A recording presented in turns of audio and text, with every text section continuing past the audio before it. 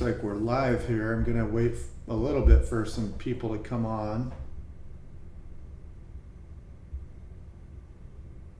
Send out a link here.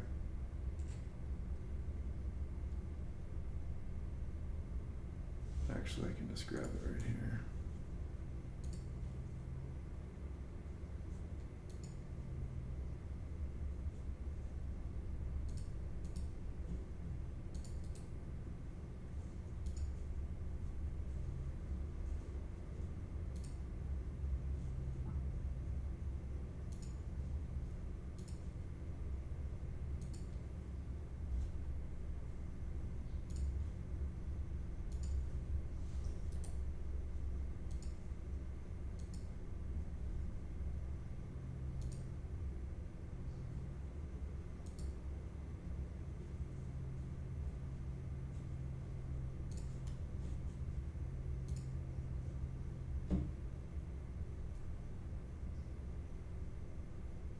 Hi from Vancouver, BC. You guys are probably loving this snow.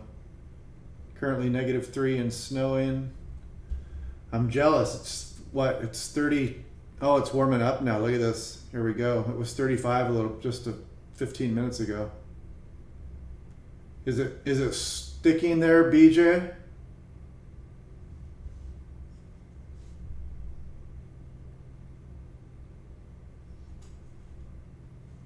Oh, I've got this here.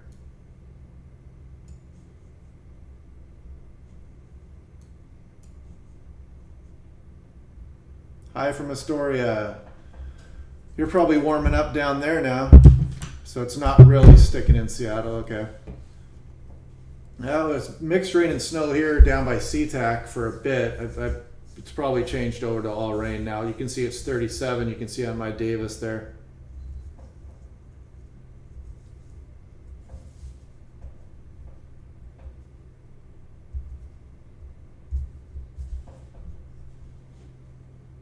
Phyllis is in BC.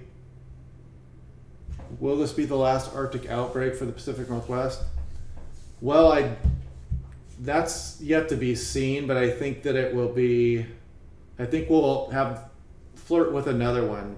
Getting one in here is different. I mean, there'll be another chance, but will it get in here or not? That's the question. Chilliwack, nice. I'm jealous of you guys up there. I'll put the live so people that are in other areas can see what Bellingham and Vancouver are in the mid-20s there. Man, look up by Hope. 12 degrees. That's amazing. Snowing in Westlake Stevens, 33. Cameron, Cluj. Is it sticking there, Cameron?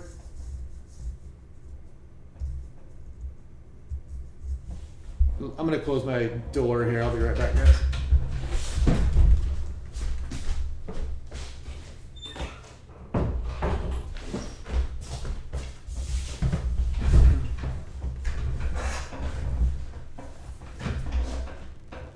Langley, BC, -6. Strong east outflow, moderate heavy snow.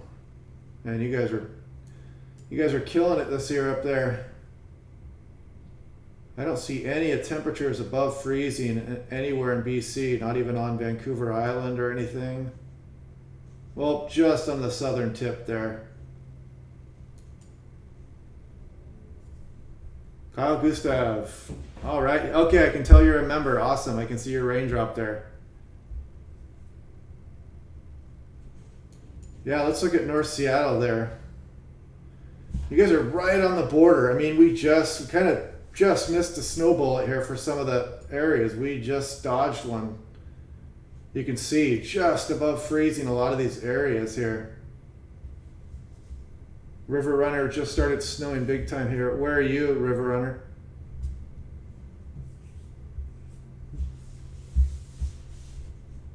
I mean, looks like Woodinville actually might be right around freezing there. Just south of Mill Creek, maybe right at freezing.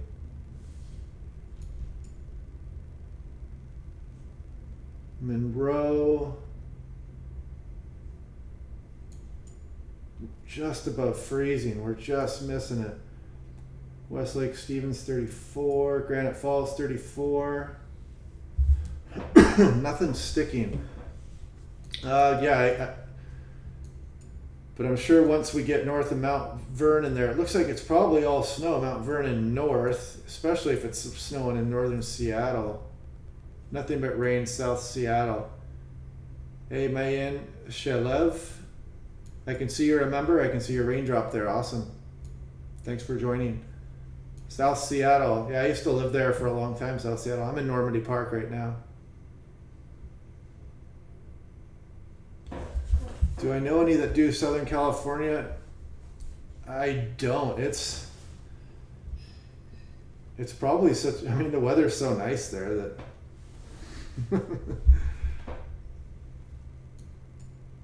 you know, actually, if we're quiet and California's getting weather, I'm going to cover California during my daily briefing. I mean, I'll spread out if it's quiet here in the Northwest.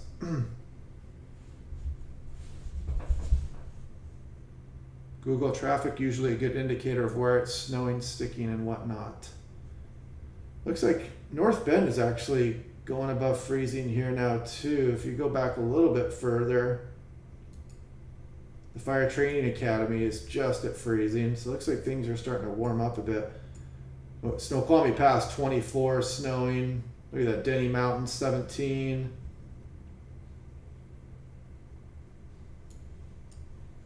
Eastern Washington's going to get a good snowfall out of this too. Look at this, low to mid 20s. It's 37 here. Let me try to move that.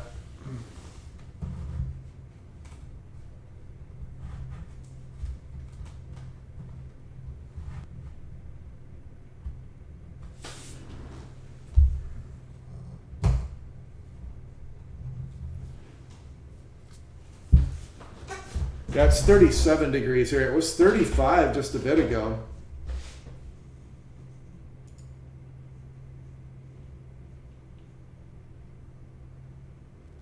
Slower traffic speeds north I-5, Burlington. Yep, that's one indicator. Definitely slows traffic down in a hurry.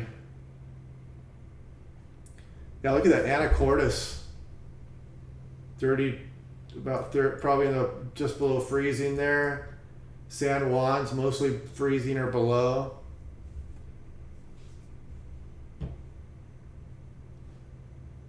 I'm near Highlands on a hilltop, 530 feet. Yeah, that's a pretty good elevation. 1.5 inches of snow on Orcas Island from Outpost. Roland Connor says we'll be quiet in Northwest coming soon. Well, it depends on what your definition of quiet is. Because we've got potential severe flooding on the way here. Once I get a question about it, we'll look at it. Yeah, look at Astoria 41. Is that Seaside at 50 now? 50s down the Oregon coast. That's going to feel downright hot up here in the Puget Sound. East of Cedro-Woolley, 5 miles, 650 feet elevation, heavy small flakes, about 1 inch new snow. -7 and pretty windy. Nice. Monroe, chunky rain. Kyle, should be snowing in Bremerton. It's 32. Yeah, let's look at Bremerton. Let's see.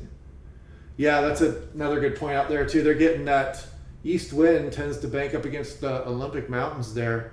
Lake Cushman at 32, 32. Just outside of Port Orchard there. That 42 is probably incorrect, but yeah, there's some freezing temperatures there, so there's probably some accumulating snow for the Kitsap Peninsula.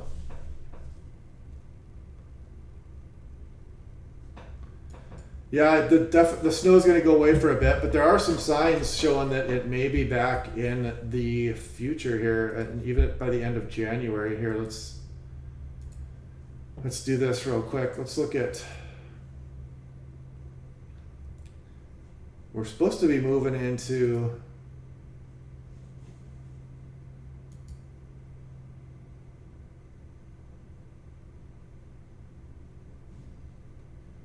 Yeah, there's some signs we maybe see. It looks like we're moving into this warmer period here around the 9th and the 10th, then potentially going back to negative, which tends to be higher pressure over the Pacific, which can tend to drive some of that colder air down our way. So maybe we'll go back into this later in the month. That's a pretty strong signal there too. Looks like after the 15th. No power outages north of Seattle. Yeah, signs of more cold in the GEFS and the EPS. Yeah, you know, I haven't looked at that today. I've been actually trying to build a better room to do my daily briefings in so I can not sound like I'm in a submarine or whatever that is.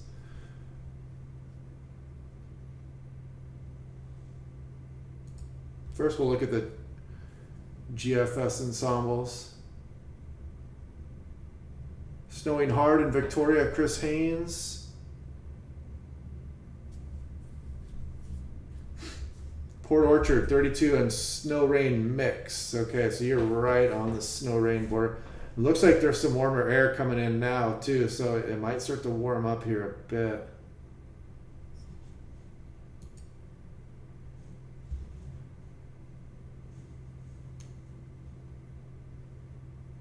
Is it hard to hear me right? Okay, let me put this over here.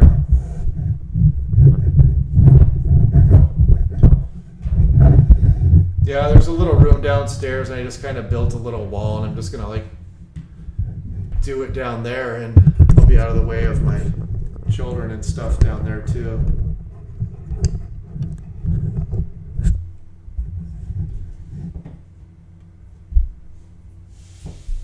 Yeah, I like doing it. I'm hoping to do some live streaming here and do some, you know, when the weather starts warming up, you know, start chasing some thunderstorms here in Washington and dust devils and do some microclimate educational stuff. Pedestrian killed by snowplow. That is horrible. Ouch. North Whidbey Island, heavy snow, over ½ inch of snow on the ground. Nice.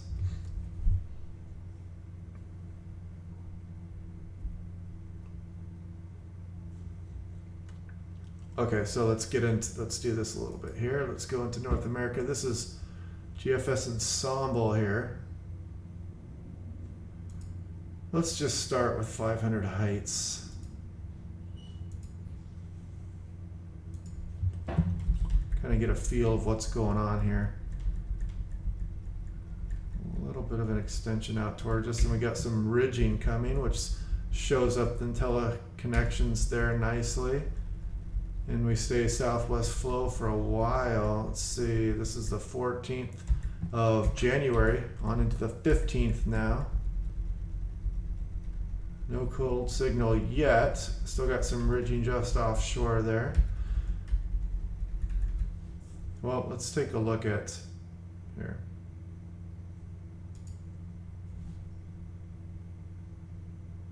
No rain or snow despite recent radar activity. Yeah, I wonder what's going on with that.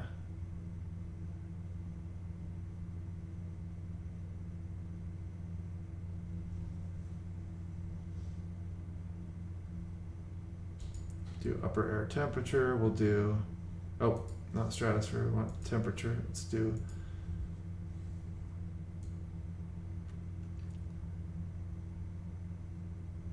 there's a ridge out there. It's just not far enough away to let that Arctic air on us, but this is still only out till January 20th.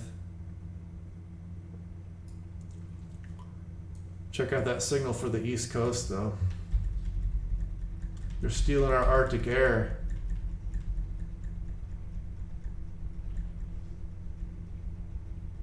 Oh, that's almost like a clip. Well, yeah, it gets pretty cold all the way down through Virginia, Pennsylvania there, of course, up to the Northeast.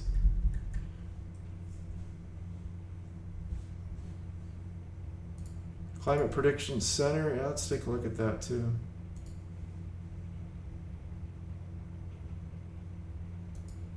Actually, here, I can do it on here.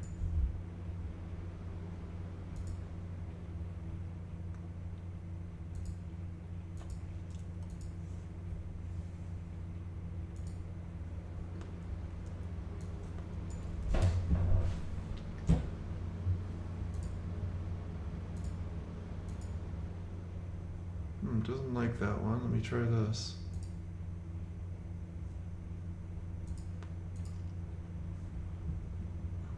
Here, I'm going to leave that program alone for a minute and let it work itself out. Tulalip, Washington, 1.5 inches.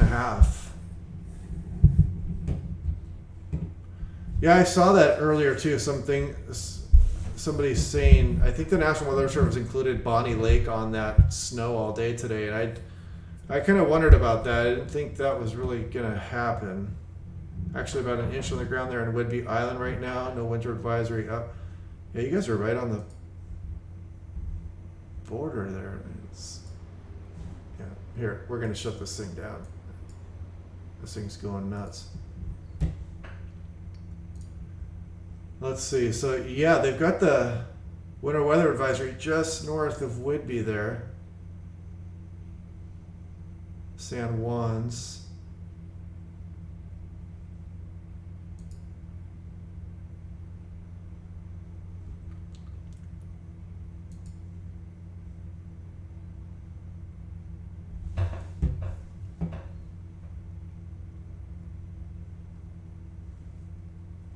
South Bellingham, 700 feet, 30 snowing, approximately 1 inch on the roads.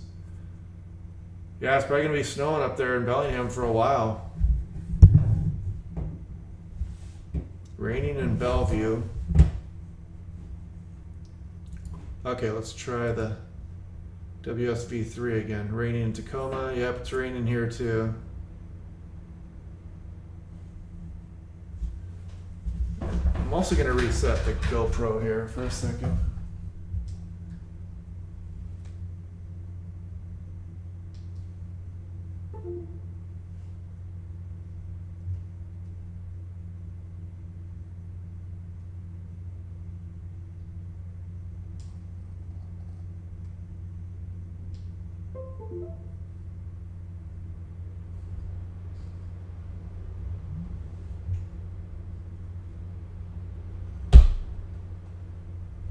There we go. Now my weather's current. Okay, that makes more sense. Yeah, it's 35 here. It was down below 35 for a bit. We had some mixed rain and snow here. Yeah, the rain just never ends, I tell you. Okay, let's check out. Nope, not convective. Let's do the forecast and see how long this takes to load up here.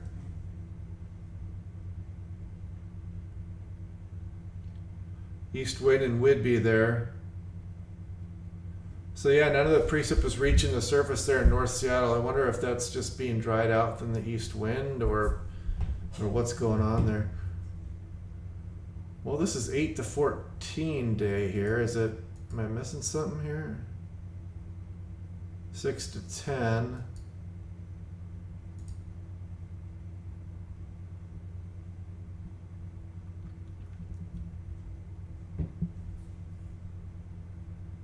Well, so here's the rest of the month here. So the Northwest is the only one supposed to be below average. I mean, or has odds of below average temperatures there.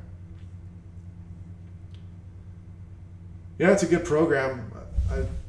My PC seems to do all right with it. Sometimes you need to reset the program and stuff, but it's got so much going on. It's kind of to be expected.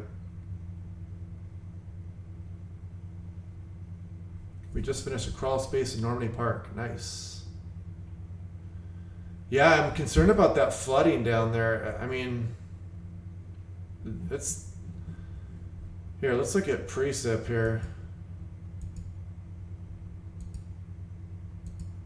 See if it picks up on that yet.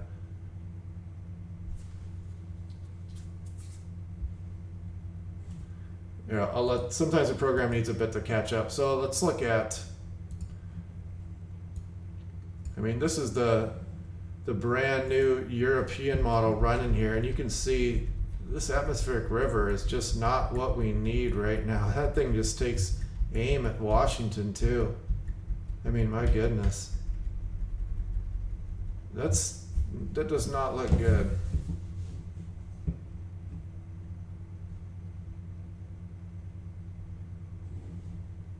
Yeah, I can find it right here too. Here.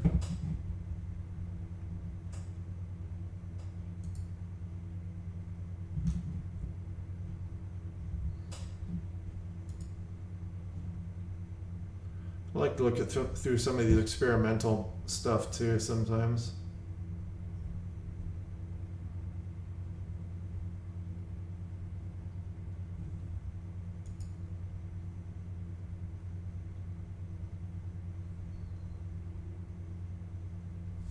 How late in the season do we still get atmospheric rivers? Yeah, they usually cut off pretty rapidly by February. Usually early to mid-February, we start they're just not an option anymore.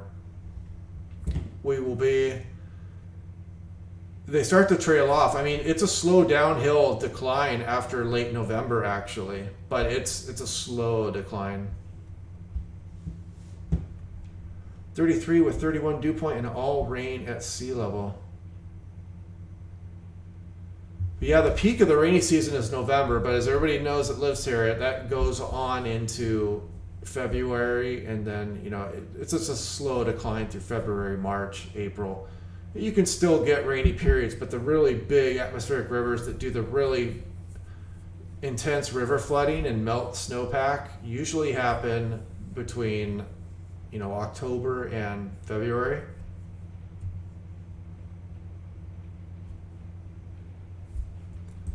So the live stream is only showing, so if I do, okay, let me try this.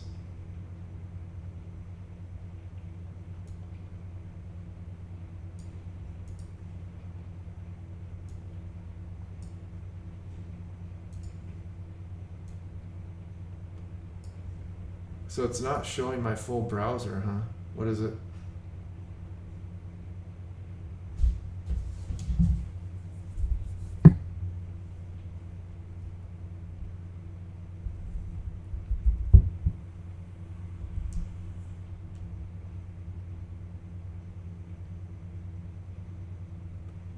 Well, it looks like my...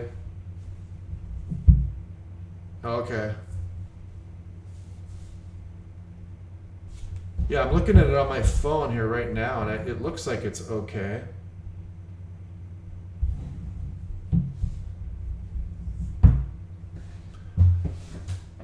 Yeah, you know, China actually got a really good tornado season too. They had some pretty crazy tornadoes over there. I mean, it was on repeat out there. They just had video after video of just intense tornadoes hitting the region out there. They do have a pretty decent setup actually when they get the right conditions. It was messed up on weather belt. Okay. Here, let's check the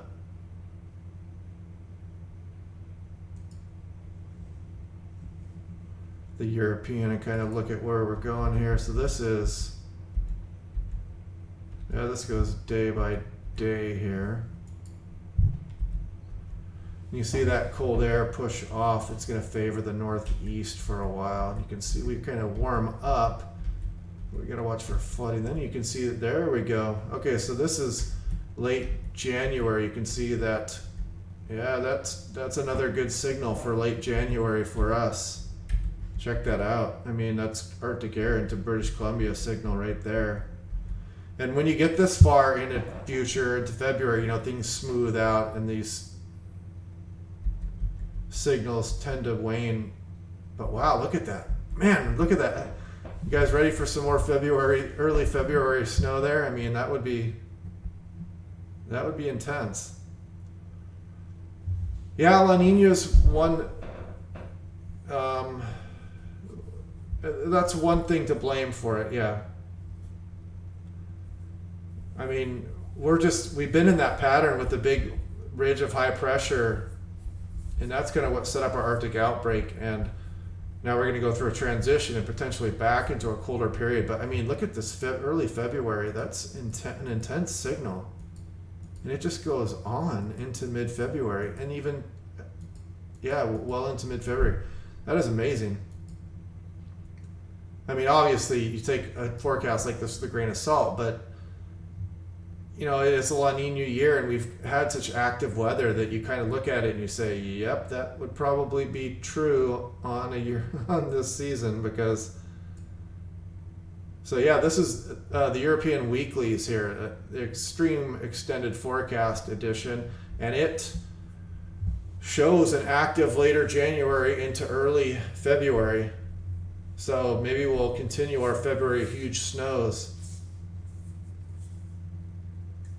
Yeah, La Nina years have really, the signal shows up for very cold springs in La Nina years, like significantly colder. The signal is really intense. I'll have to dig that out and put that into one of my videos. Yeah, I know people are getting tired of the cold weather. Yeah, hopefully get a little warm up and I can mow my backyard too. That's a good point.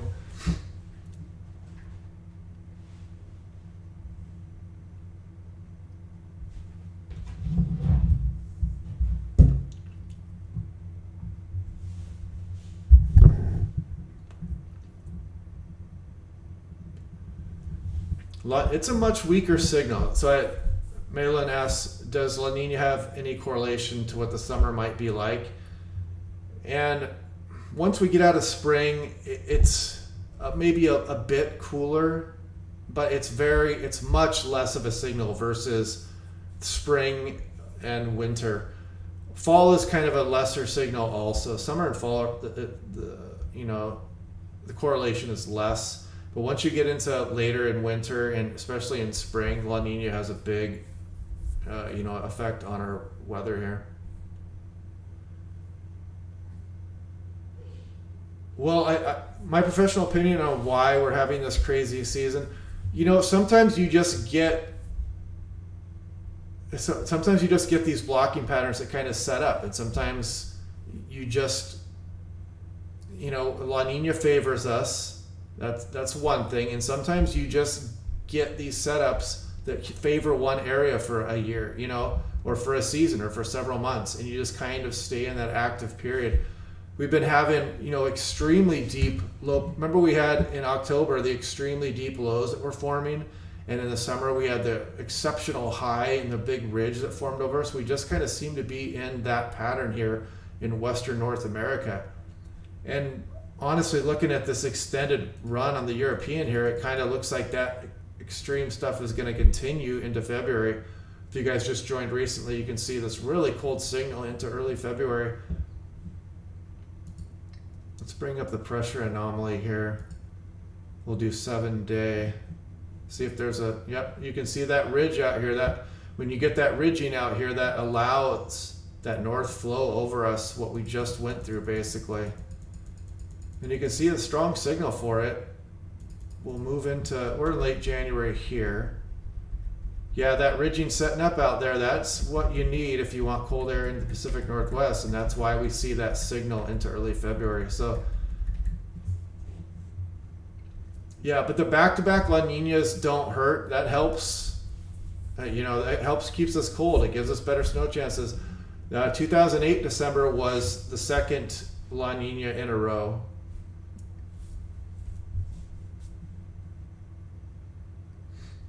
Grand solar minimum, that's beyond my expertise. Michael asks, has there anyone been talking about grand solar? As far as it could have some effect, but as far as I know, the effect is minimal, but I'm not an expert in that field whatsoever. Snowing in Friday Harbor.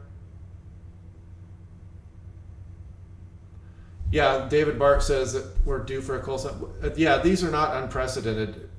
Even though our cold snaps have been a little more tame in the last 30 years or so, we get these cold snaps, and Pacific Northwest goes through some pretty nasty winters sometimes. We went 1950, 1968, 1989, 96 was a good one, 2008, and we had some good stuff. We had some good Februaries recently too. So we go through these periods sometimes. Yeah, farm animals can die in single digits. Yeah, not good. Yeah, this is good for the drought, man. Hopefully Eastern Washington is taking advantage of this water. But there was extreme drought out there. It was just Dust Devil Haven out there this year. The drought was very bad.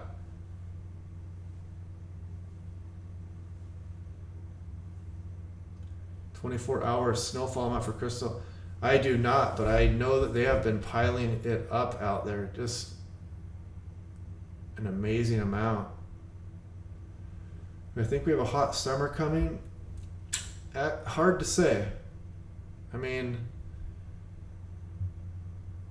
we've had some pretty good stretches the last few years, some worse than others, like the summer of 2015, if you guys remember that one. And I don't think I have to remind anybody about last summer. But I think, it's a good bet. We have a couple hot stretches each summer. Yeah, Kyle says I got to get out more dust devil chasing. Dust devil chasing is, I thought, I went once and I was like, oh, it was kind of fun. And then, like, the next day I was like, wow, I want to do that again. And then I did it again a few days later. And it is,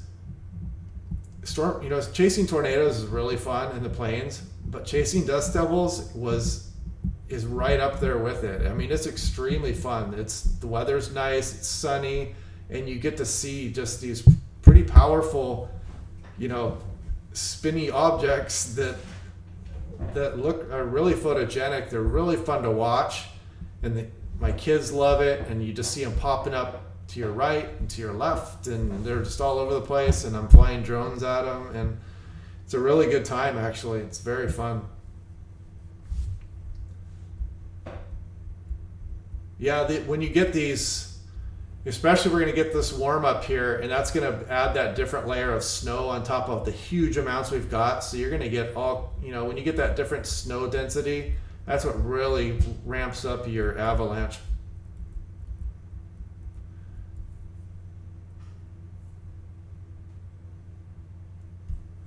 Yeah, some of those dust devils are just amazing. And you think that they're small, but I mean, you can be miles away and you can see them going really good.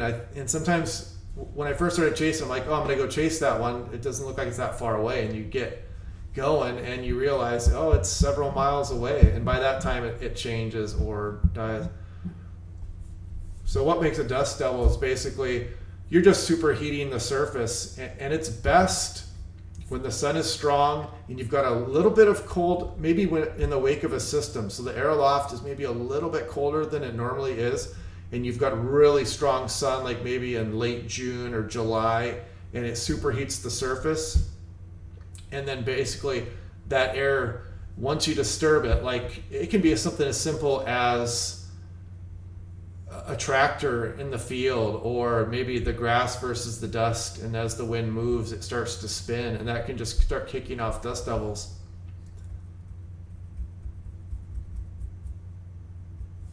Moderate snow in western Kitsap County, 3 inches new, 32.1 degrees, 12 inches on the ground. Wow.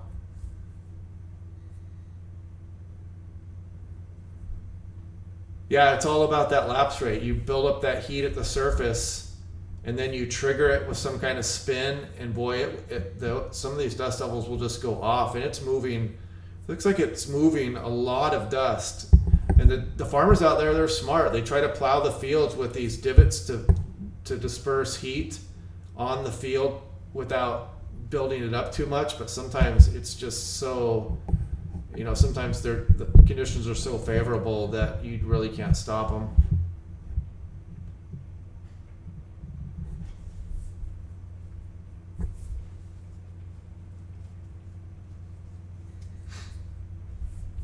Yeah, that last summer was, the houses are built to hold heat in here, and it was just really brutal. I mean, that 108-degree day was not fun, especially when it was surrounded by other 100-degree days. And my air conditioner kind of went to it really wasn't cool in the house anymore. It was pretty intense.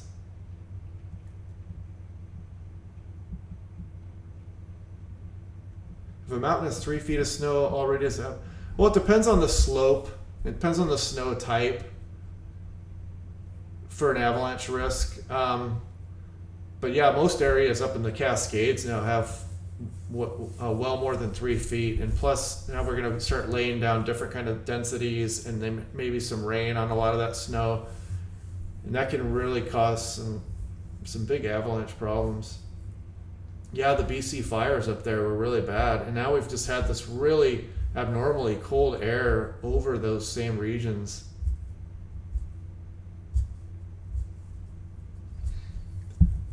Oh, your homework was due at 10, huh? You can just wait till tomorrow and do that then.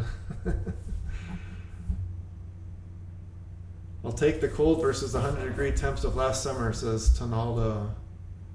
South Whidbey Island, mixed rain snow here, finally starting to stick.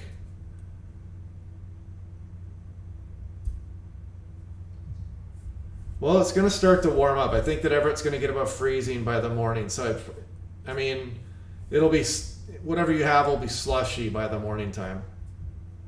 So, sometimes they'll still delay the school 2 hours, or maybe if you have a lot of snow there, I don't know, but it depends on how much you have on the ground too. And sometimes those big frozen areas on the road take a day or so to go away.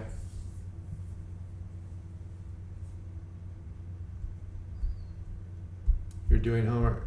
Where are you guys going to school? For those of you doing homework.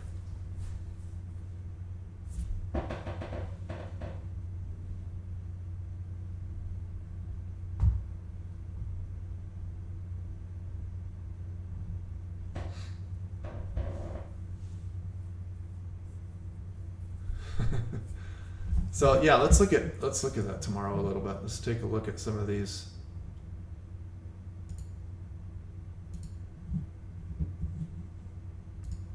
Oof, yeah, so check it out now. You can see we're 2,500 feet temperatures here. You can see what the warm up begin at 10 o'clock.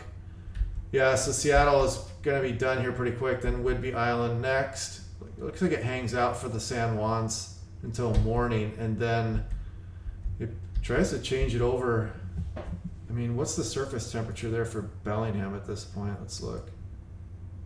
Ooh, there might be some freezing rain up there into southern BC as this warm air pushes in, especially up in those mountain gaps, maybe the Fraser River Gap there.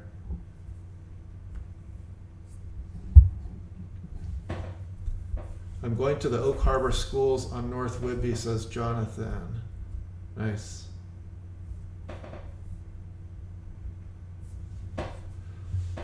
Yeah, but look at tomorrow morning, 8C, well above freezing at the surface and at 2,500 feet. Upper air temperature, let's look at that again.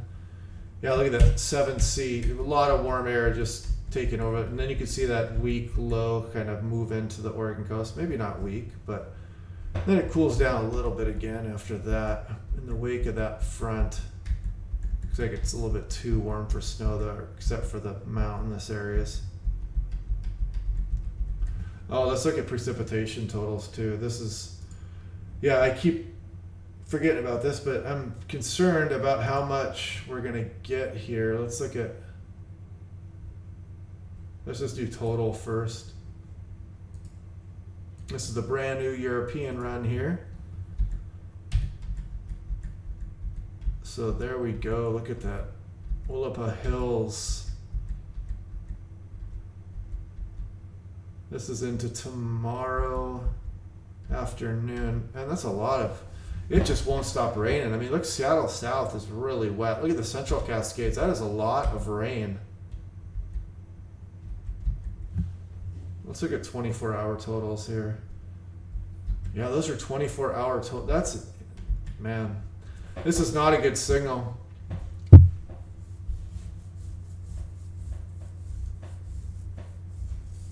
Doing Spanish homework. Oh yeah, I remember that in college.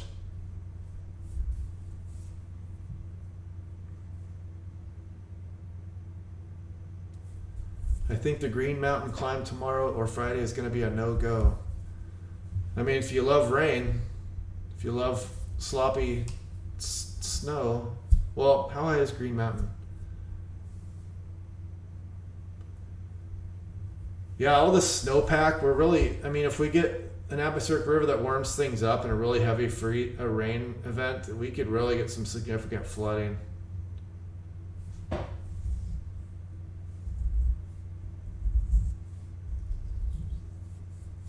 Was night skiing at Snoqualmie last night.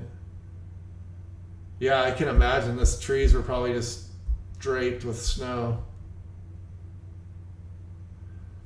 Yep, Cannon Beach is good for rain.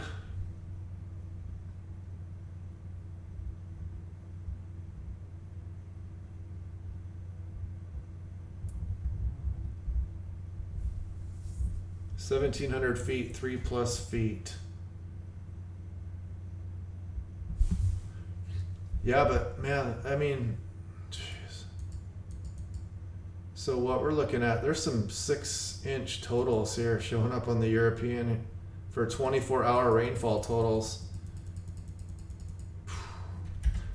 And if you guys heard the video earlier, I talked about how snow saturates the ground better than precipitation does. Rain soaks into the ground obviously, but it runs off too. Snow that's just sitting there is slowly seeping into the ground and really saturates the soil really well. So any of these areas that have snowpack or had snowpack recently are going to be really saturated. You've probably noticed that with your yard too. If you've had snow, on your yard for a few days, and then you notice how it's just like totally soaked, looks like more than what rain has done. That's because when it melts, it just kind of slowly seeps into your soil. Is the warm front trapping the cold air underneath its surface? How long will it take for temperatures to come up? Yes, some places it will, especially places north like Bellingham and up into the Fraser River Gap, and maybe some of the foothills in the Cascades too. They can trap cold air in there for a bit. I think it's definitely going to be more up towards Bellingham, and areas of southern BC has a better chance at that.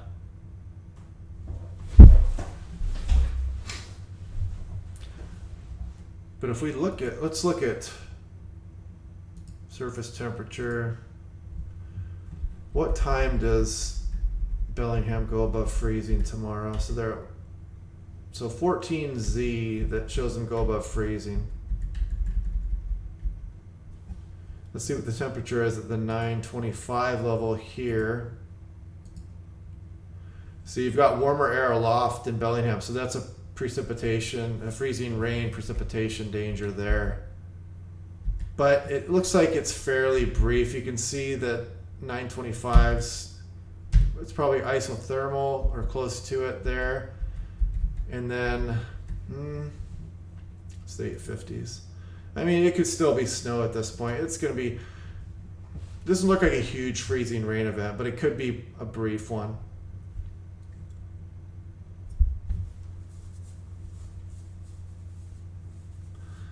Yeah, they're getting that easterly slope component there in eastern Washington. This is just really a huge, awesome snowstorm. I mean, look at these east winds just riding up the Cascades. That'll do it right there. So here we are now, or not, this was the afternoon, but into the evening and night. Look at that east wind just kind of hanging out. Then it finally goes. Tomorrow morning it stops. Yeah, it's a while for some snow. Let's see what they're calling for snow out there, by the way. Wow. Is that? Okay, no, it's snow quality. That's Stevens. So what? This is Ellensburg here then, isn't it? 22. I mean, wow, these are impressive totals. Look at this. Even out towards Spokane. I mean, these are huge snow totals for eastern Washington. There's probably people thinking that, not paying attention, driving through the pass, and then they are thinking they're going to get a break once they get over the pass, and then they just keep running in the snow all the way to Moses Lake.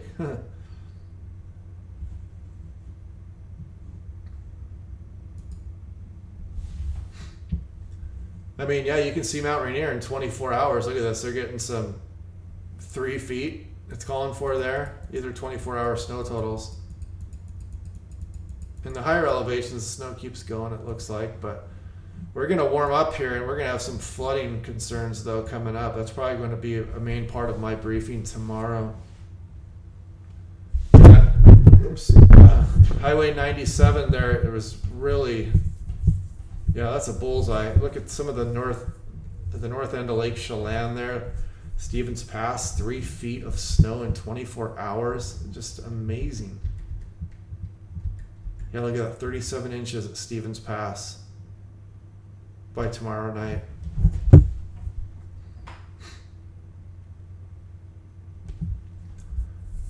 So Amy Hunter asks, how about Seattle and Issaquah, Bellevue, Washington State flooding and snow mix?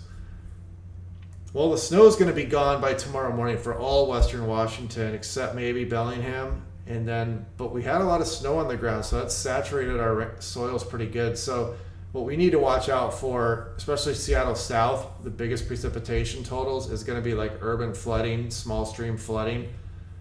And people kind of, you know, sometimes they don't take that very seriously, but if you get sometimes we get conditions where very small streams can become like raging torrents and they can rush into houses, you know, where places usually don't flood.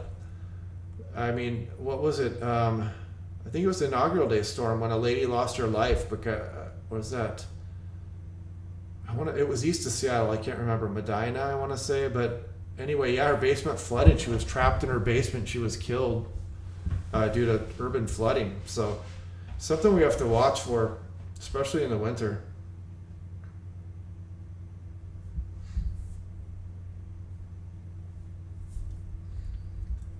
Ryan McGregor, yeah, I got to create another comedy clip. Yes, I know. As soon as I finish my studio. I don't know if you guys just joining now. I'm building I shouldn't say it's not like a fancy studio. It's just kind of I put a wall up in the downstairs area, and I'm going to try to make it soundproof. Put some blankets on the walls, and just kind of improve the audio and maybe make things a little bit better to record these videos with. But yeah, then I'll get back to doing some comedy stuff.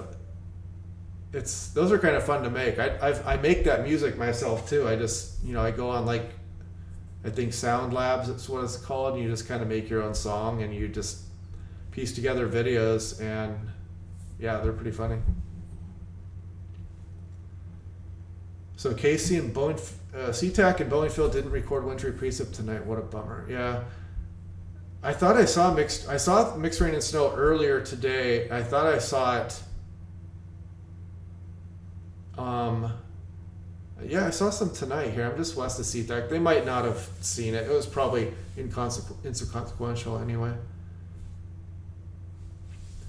Yeah, landslides too.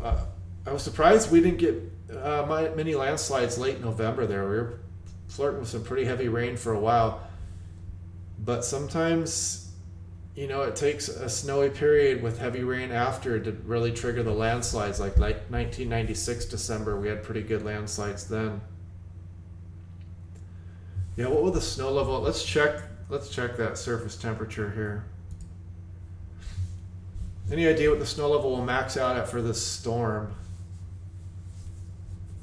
No de-icing concerns tomorrow. Nope, no de-icing concerns tomorrow at SeaTac. Nope, SeaTac is in the good now. I did a forecast last night and put it out, and I said that it wouldn't snow at SeaTac tonight, so I'm feeling pretty good that verified. I was a little nervous though, because it just takes, you get a little bit of precipitation on wings and you have to de-ice. I mean, or frozen precipitation on wings and you have to de-ice. I mean, safety's always first.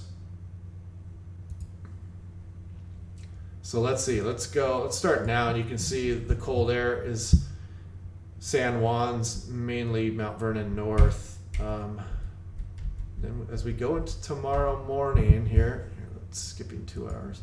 Go into tomorrow morning, you can see, I mean, even Stevens Pass goes above freezing on Thursday night. Snoqualmie Pass just above freezing there. And sometimes you can get east wind continuing, but it doesn't look like in this case. But sometimes east wind will escape through the passes and keep the frozen precipitation going longer at Snoqualmie and Stevens, but that might not be the case. You might get rain all the way up through the passes here too. Let's see if they mention that in the discussion actually too.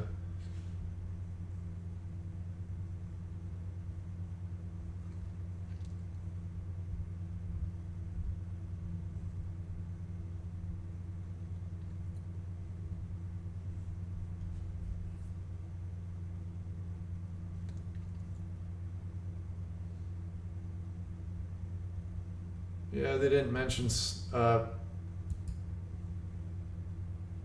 freezing levels in that one. But you can see it looks like it gets above pass level, at least for a bit there. I mean, these are some pretty warm temperatures. It looks like everywhere in the coastal ranges, except for the very highest terrain, and the Olympics is going to go. Even the Olympics is going to go above freezing. So this is not good. I'm not loving this hydraulic outlook coming up here for tomorrow and Friday. This is going to have to be watched. Anybody's living near rivers or has any concerns about urban flooding, small stream flooding, you need to have a heads up tomorrow and Friday. Heavy snow right now in Vancouver Island from Thomas. Kettle Falls, Northeast Washington. Yeah, I mean, Canada's, some areas go above freezing there, but it looks like the majority stays and then it goes back below. So even Canada a little bit, but the bullseye for the flooding problem is going to be Washington, really, here, and probably northern Oregon.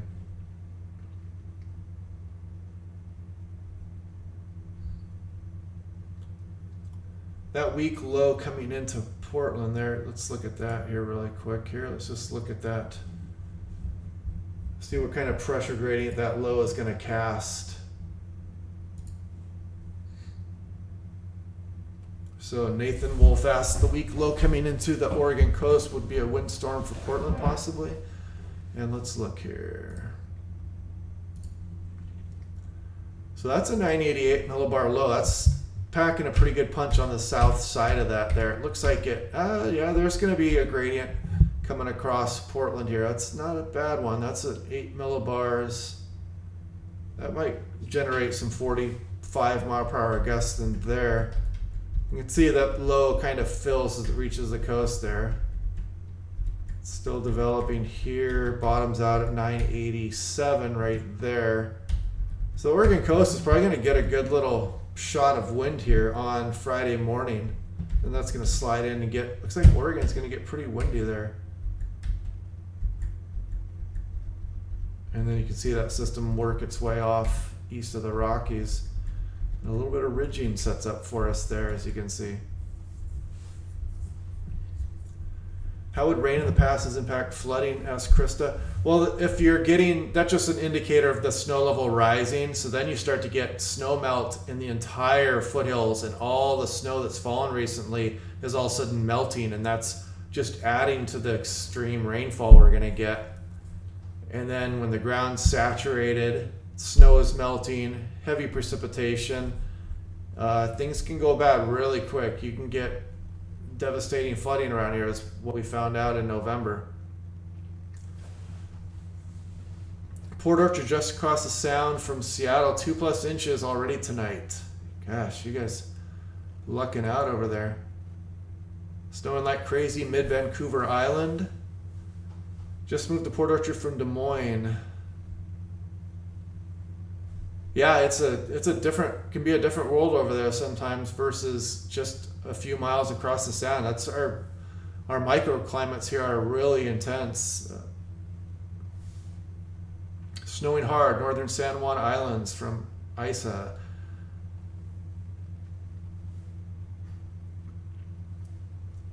Yeah, I haven't looked at the ice, polar ice cap extent recently.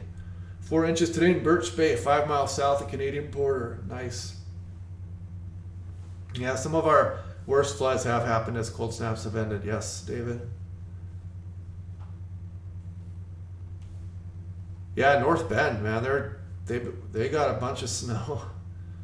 Blizzard conditions in Fraser River, Chilliwack, 16 Fahrenheit. That sounds like fun. I wish that it was snowing like that at my house.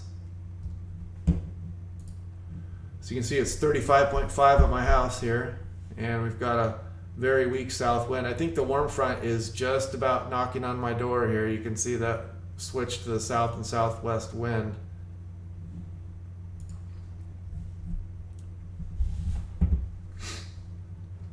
Topography has such a big effect on weather. Yes, it does. Absolutely. If you live north of the Olympic Mountains there, Port Angeles, and you know about, they call it the banana belt up there, they get a lot less clouds than Seattle do on average. Well, we can look at the radar. Let's look at the radar right now. This is radar scope. Yeah, it looks a little bit intermittent right now. That's going to pick up though. That is not going to last once this system gets rolling here. The atmospheric river is going to get kicked up. And you can see it's got kind of this moving from west to east, and you can kind of see the diffuse banding to it. It's got that warm front look. But now you can see, I think this is the line of the warmer air now coming in here too. So I fully expect it to start warming up at my house here pretty soon.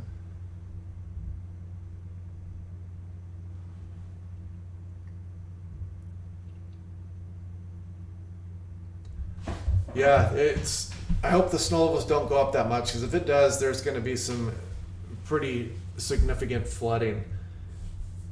When you get snowpack, we've got snowpack all across western Washington really, and the ground is really saturated, and we're going to start melting that with big rains. There's going to be some problems. VFR conditions for the weekend. I have not looked out that far yet. I saw that it was going to rain, and then it looks like there's a ridge coming. The only thing about a ridge coming is that sometimes that can mean fog.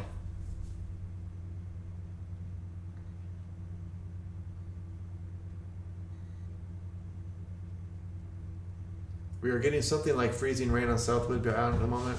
It's yeah, I mean, you could get some brief freezing rain as this warm front moves north. The warmer layer of air is moving in above. You might still be just at freezing, and you might get some light accumulations, ice accumulations. Yeah, I think Whatcom County is going to be okay this round. I think mostly it's going to be Seattle south, Central Cascades south, and the coastal range, south slopes of the Olympic Mountains into the coastal range is the Willapa Hills. There's going to be a good chance that there's going to be some significant flooding in the southern half of Washington here coming up. Do I think there'll be another snow event in January? If I had to bet, I would think we're going to flirt with snow again in January. Yes, and plus some of the long-term models are showing that we're going to get colder again at the end of January and early February. Actually, the European is showing that. So, yeah, I wish there was a coastal Doppler in Oregon too, Nathan. That is, I mean, when we chase tornadoes on the Oregon coast, the Langley kind of gets down there a little bit, but it's really not much help. I would love a Doppler out there.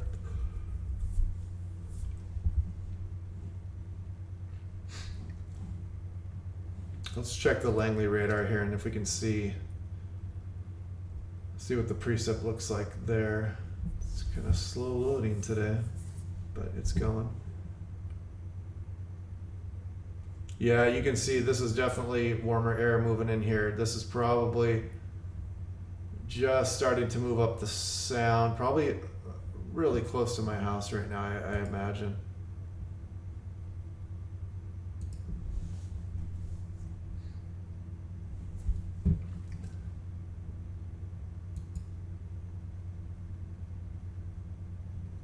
Well, they're getting some upslope flow too. A lot of times they'll get the downsloping and the warming. Right now they've got east winds going on in eastern Washington.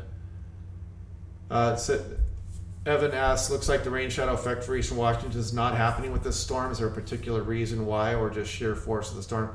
I mean, it's a powerful warm front, but once you get that upslope over there too, they're not getting that drying effect of the wind moving over the mountains. And I'll show you the surface wind speeds here.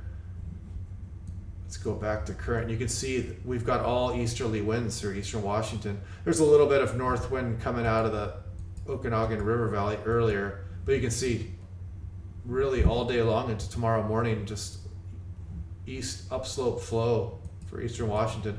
Really a great setup for, you know, heavy snows on the east slopes of the Cascades there. Cle Elum, Ellensburg. Sean asked, do you generally think the models do a good job of forecasting rain shadows in and around the Puget Sound? They're much better than they used to be, for sure. I mean, I can remember doing this 20 years ago, and it was really tough forecast. It was much tougher even. I mean, and now we can get really specific with forecasting, and the high resolution models, they do a good job at showing rain shadows. Sometimes they don't do as well with precipitation amounts. And that's something I've seen the HER and the NAM 3KM really struggle with sometimes, but they do show the rain shadow. They just sometimes struggle with amounts outside of the rain shadow. Can I turn on captions? How do I do that?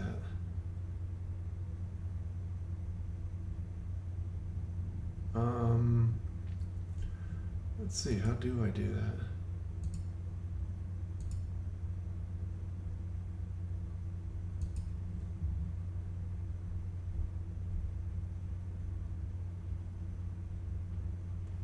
How long do Wayne asks, how long do you think it will take the warm air to push the cold easterly out of the Fraser River Valley, or will it happen?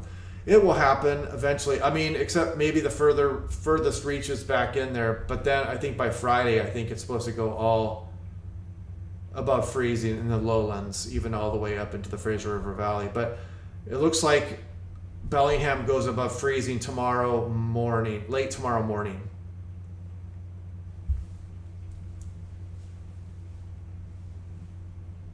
Yeah, I don't know how to add.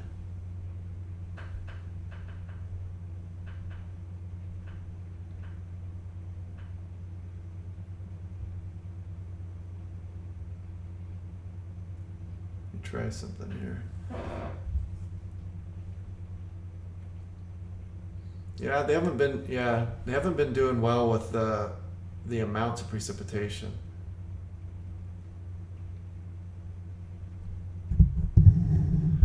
Yeah, I loved getting that Langley Doppler. I think that was 2012. That is such a benefit for I mean, it's amazing seeing some of the segments in like our cold fronts and being able to see the interior of some of these big mid-latitude cyclones as they move in. It's been a real treat.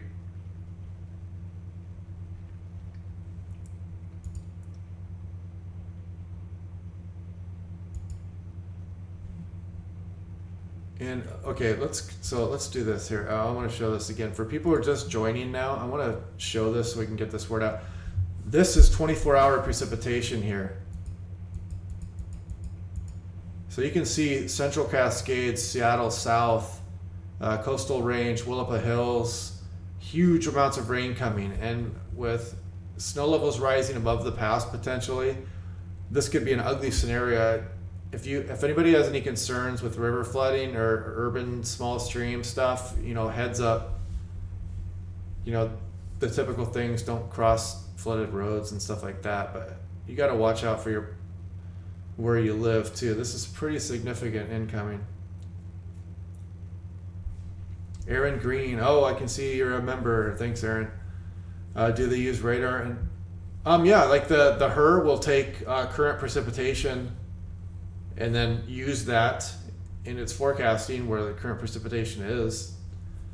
I don't know how the GFS does that because it's running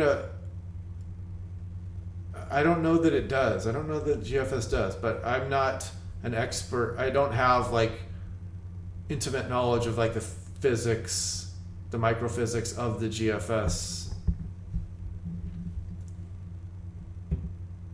Oh, yeah. Okay, I see what you guys are saying. I got you. Yeah, I'll move the Davis over here. That's a good idea.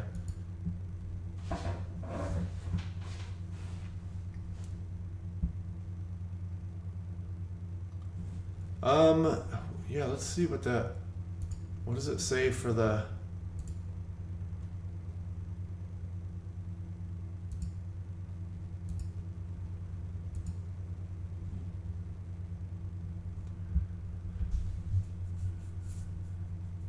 driving through the mountains of southern Oregon, because there was some, higher terrain tomorrow is still going to be an issue. I don't know how much Oregon is going to warm up, but we can check that too. But here, I'm going to close that and reopen it and then go.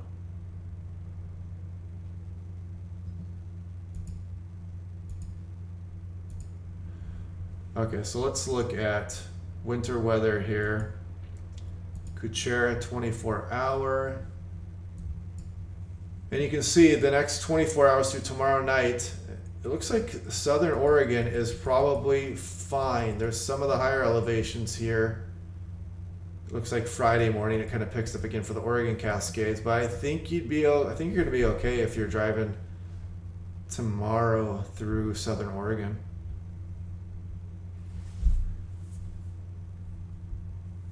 Dobbs 1434, you're a member. Hi, how's it going?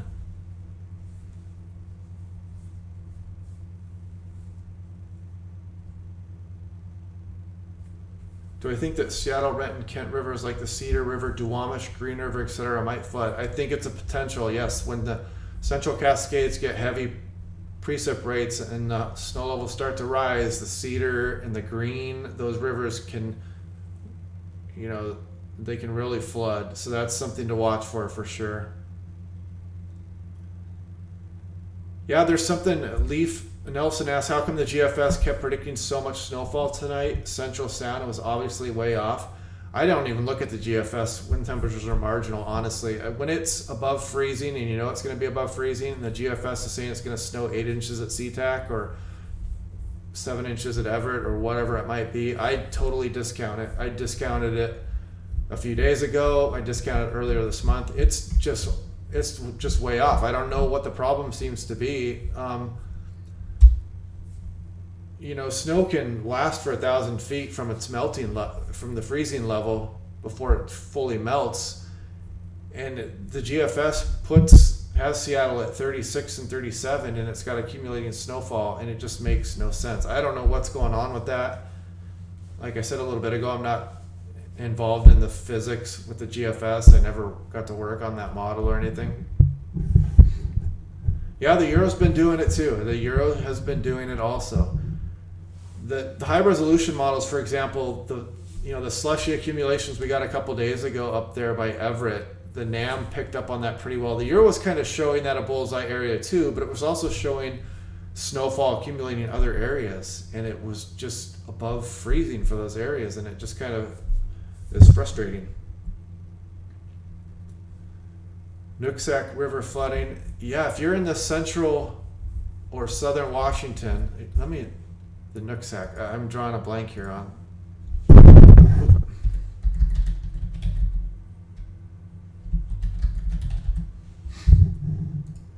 Oh, Nooksack. No, you'll be good up there. Yeah, as we mentioned earlier, you should be okay north of Seattle for the flooding event coming up. Here, check it out. We'll do this again. We'll do surface precipitation, last 24-hour totals. And so you can see it's Central Cascades south. I mean, it might sneak up. It'll probably get some, the Snohomish might have concerns also, but you can see this is mostly a coastal range, Central Cascade, Southern Cascade, Washington flooding event. So Mr. Farva asked, what at-home weather station would you recommend? I can't quite make out the model you have on camera. This is the Davis Vantage Pro 2. It's by far the best weather station you can get for the money. And if you want to do things like set your anemometer by itself, like on your roof, and have your thermometer and your rain gauge over grass where it's supposed to be, it's things like that make the station good. Like the last one I had lasted 9 years, and I just replaced it because it was getting old and there was new technology on the new ones. They last forever. The consoles are really cool. The way they assimilate data and they store data for you online is excellent. I can't recommend Davis Instruments enough. Yeah, thanks for coming on. Thanks for chatting, you guys.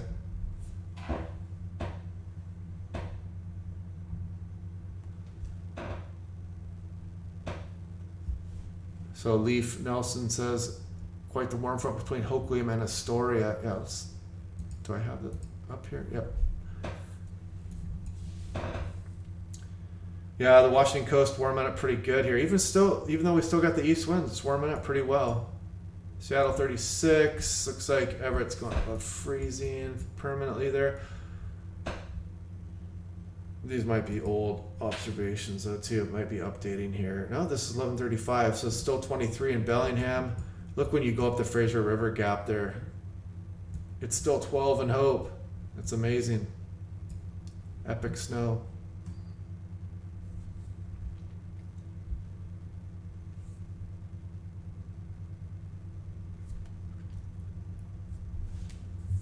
Yeah, you're welcome, Mayan. I hope I'm pronouncing your name right, Mayan. Yeah, I can see the raindrops next to the members there too. I can see Aaron Green's. Hard to explain snow to a robot. I can see Kyle's. Yeah, it helps. It helps me just do little things like buy a better microphone or buy lighting, or I've had to buy a new computer and stuff like that. So it's not cheap. Just setting up your stuff. I'm not out to try to make a bunch of money or anything, but it's just nice to be able to help offset some of the costs it takes to do this.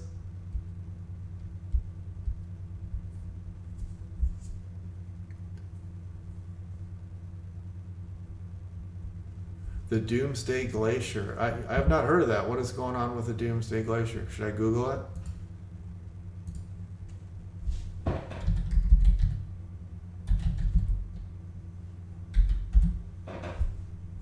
Oh yeah, okay, I've heard about that. Okay, right. The Antarctica.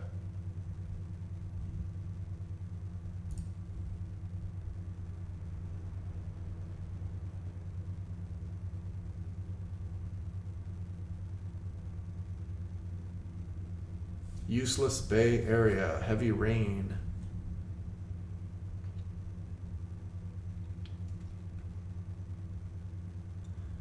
Yeah, it's crazy. Some of those ice sheets that break apart sometimes.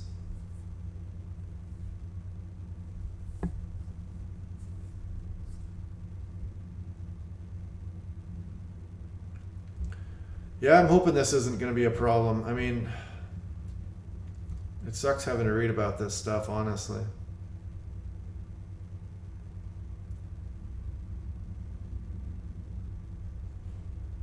No, I pay for like Weather Bell and stuff. I pay for that on my own.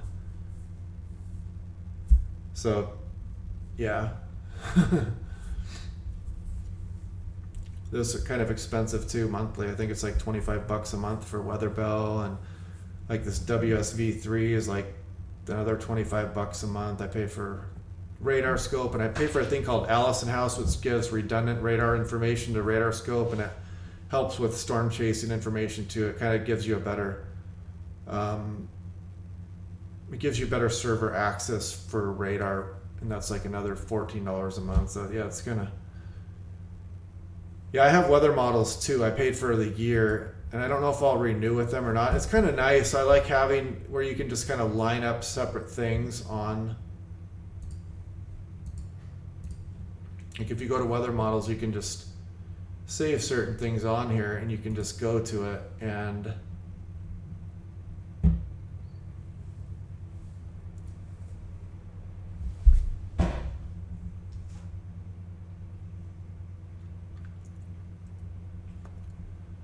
then as it loads, you can just, like, for instance, you can run through 850 millibar temperature, 500 millibar heights, precip type, mean sea level pressure, CAPE, whatever you want. You can just organize these however you want, and you can easily just scroll through all these things on the GFS, and you can put 5 of them from top to bottom here, and then you can roll them out, and you want to say, oh, I want to see what that cyclone looks like there in the Gulf of Alaska. Then you can just move down and see it on the 500s.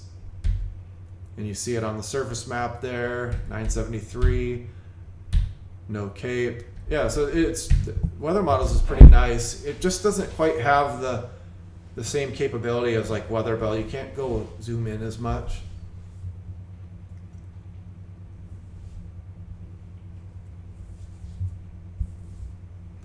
Yeah, 10-foot raised sea level would be not good because most of our cities are, you know, right on coastlines, and that would be pretty bad. That would be disruptive.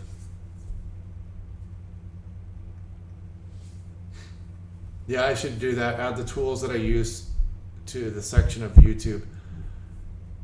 Yes, it's been so busy, and I just kind of started getting into the channel this month that I haven't had time to like create videos or just slow down and like even do like an introduction video of what I've done in the past in my career and stuff like that, and where I'm coming from, who I am. So I'm going to do all that stuff coming up. The avalanche danger will probably, well, it may increase. I'm not an avalanche expert per se, but I know that adding rain to it, because it could get worse once we get rain in a warm up and then we dump more snow on top of that, because then you get different types of snow density, and I know that increases avalanche danger. So it may not increase this weekend, but then it may increase later. I'm not sure exactly how that's going to evolve. Yeah, Weather Bell and Weather Models both have the Euro. They're both pay sites, yes. Affiliate, yeah, you know, I was going to do my logo. We got some mugs already, in fact, but since we changed it to Weather Watch, we're going to order more mugs. We got stickers and we got shirts and stuff, so we might try selling that stuff.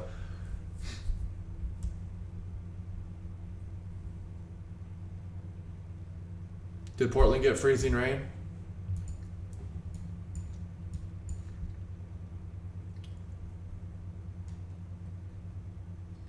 Maybe through the gorge or something?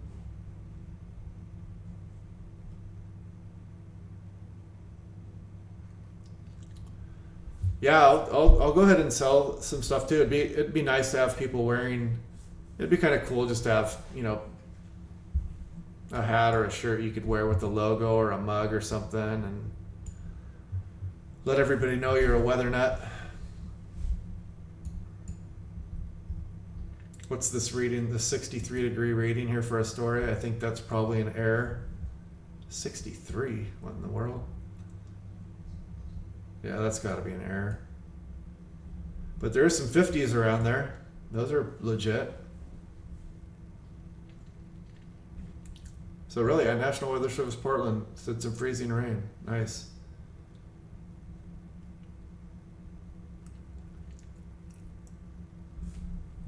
Yeah, what's it at my house? Yeah, the temperature's slowly creeping up. Yeah, it looks like that south wind is hitting here too now. Look at 3 miles per hour out of the south-southeast, 2 miles per hour.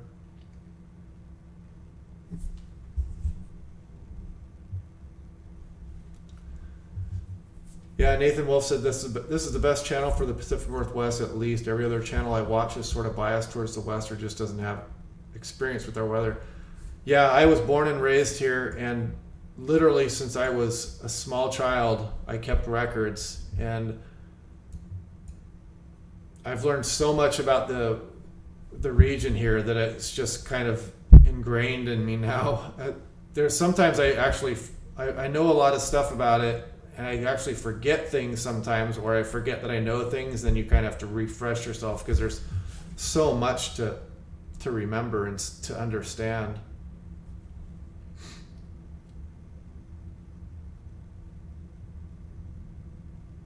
Yeah, that's true too.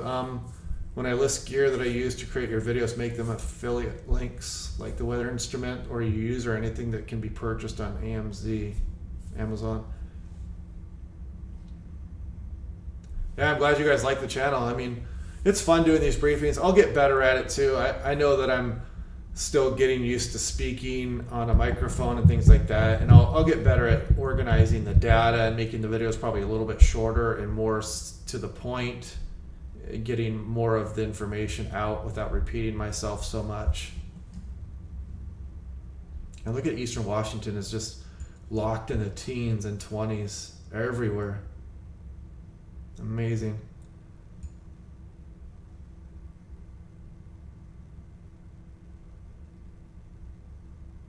Yeah, then I can quit my day job.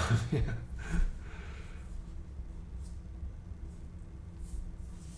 Yeah, Quinn says, I'm offering a good service. Really appreciate your breaking things down for non-scientists. Yeah, no problem. Good convergence. It depends on where the convergence zone snows. But yeah, we really haven't had that many, really. I mean, we had one actually, Seattle South, a few days ago. Was that New Year's Day, I want to say? When I got like a 1.1 inches at my house. It was a nice little surprise there, a convergence zone kind of set up. 34 in slush in Olympia, rain and snow. Slush on the windshields of the car in the lot. So Ray, do you have any elevation there, or are you pretty close to sea level? Yeah, Mayan says that we got a good convergence zone south event last week over South Seattle and further south. Yeah, that was a nice little snow. I mean, it was all well below freezing, and throwing another inch on top of that was a pretty nice touch. How much snow? Okay, I didn't say that. Spence, SPENCCOID. How much snow is Ronald north of Cle Elum forecast to get? You're probably getting, you could get up to 2 feet of snow in Ronald. I mean, it's just a prime setup for that area. You can see nice east upslope flow, temperatures in the mid 20s, just really nice snowmaker.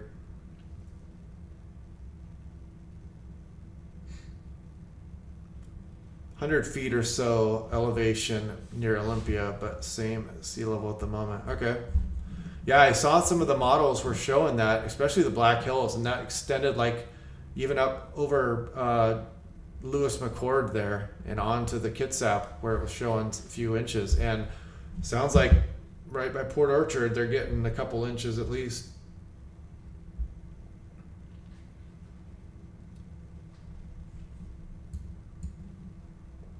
For Island County, do you mean is that the San Juans there?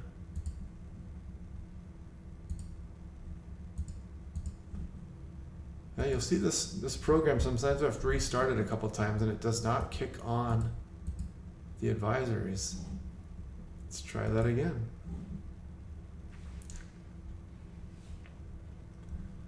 Yeah, I know the San Juans. I mean, look at that. East Sound up there, 27 degrees. Northeast wind. Loomy Island, 24.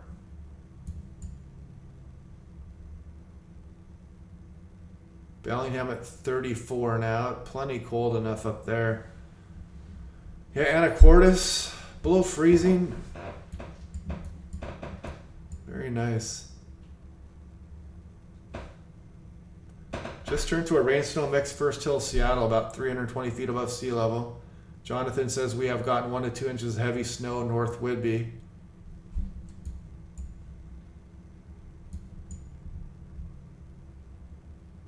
Is this considered North Whidbey here? Is Anacortes considered north, or is this North Whidbey here? I'm not familiar exactly. I can't remember exactly.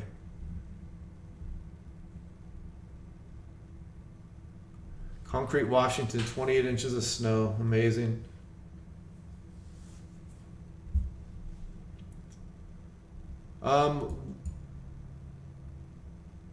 So like wind barbs, basically the one longer one there is 10 and the shorter one would be 5. So it looks like sustained at 15, but you can see the gusts here are in red. Okay, Fidalgo Island. Okay, so this is North Whidbey here.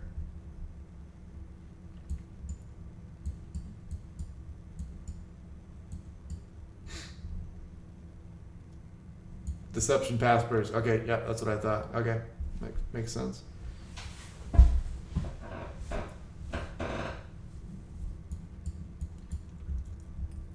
But if you go to like a weather map, you can Like if we go to upper level winds here. Oh, I forgot this weather bell doesn't do it like that. So at work I can access them quicker, but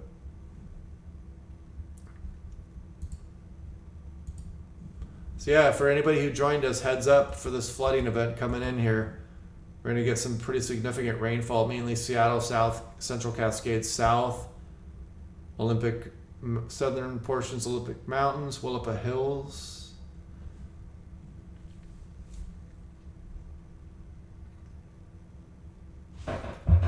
Anacortes is back on the mainland, okay.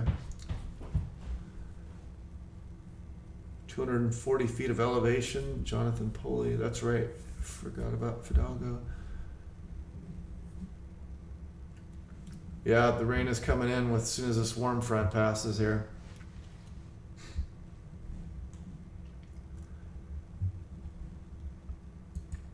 Yeah, it's too bad we didn't get a little bit more snow in the Central Sound this round, but it kind of looked like it just wasn't going to happen, and that's kind of the way it went. But models did fairly well with this. I mean, some of the high resolution models showed some snowfall though, and they had been doing pretty well with showing areas that would get some. I mean, they pinpointed out for the Kitsap Peninsula. They kind of did a pretty good job on the San Juans and up by Bellingham too.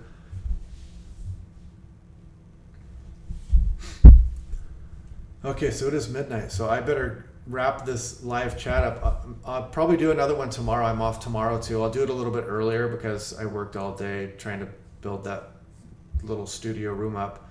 But yeah, so I'll wrap this one up. I'll do a video tomorrow morning. We'll talk about the flooding and we'll take a look at the extended too. I'll get my ducks in a row and we'll take a look at some extended forecast stuff and see if winter weather looks like it might return for the second half of January. So thanks for joining and chatting, you guys. Hope you enjoyed this and I had fun. So I will talk to you guys later. All right, Evan, new subscriber. Thanks, good night. Okay, I'll see you guys. Thank you.